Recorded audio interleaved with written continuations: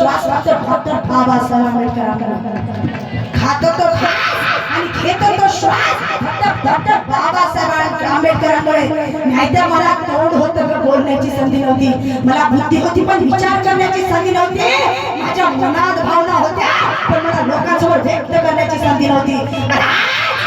मी आज लोकांसमोर बोलू शकते, मी स्वतः कमवलेल्या पैशांचा अधिकार दाखवू शकते आणि मी हक्काने भांडवू शकते, माझे हक्क अधिकार घेऊ शकते.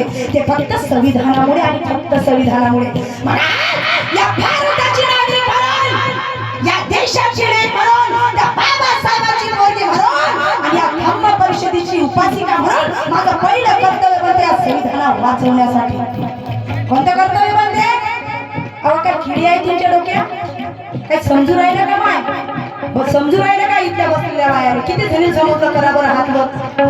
ए माऊले, सगळ्या धुरपदाच्या भक्तीनं दिसू राहिल्या मुली. मी चंद्रपूर धुरपदा म्हणूनच आली आज. माय ऐकांत तुम्हाला धुरपदा पावली म्हणून समजा. काय गेले अर्धे लोक गाड्या करून. श्रद्धा करा रे पण अंधश्रद्धेत नका म्हणू. हे धम्म परिषदा त्याच्यासाठी आपण बनवलो. आला का लक्षात? किती जणीला समजलं ना? किती जणी समजलं? हात वर करा.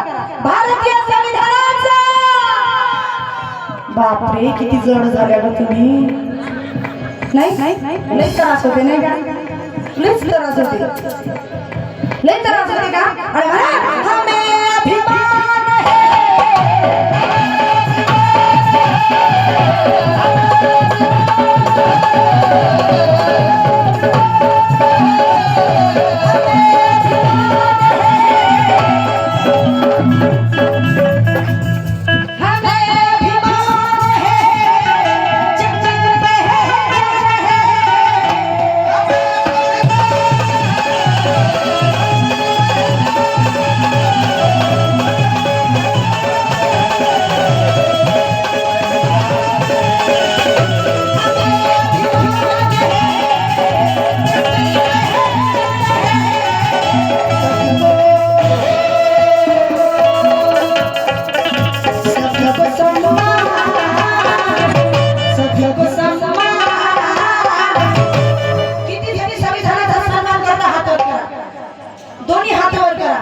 बाबासाहेबांची औलाद बसून आहे माहिती आहे? आसारामाची नाही.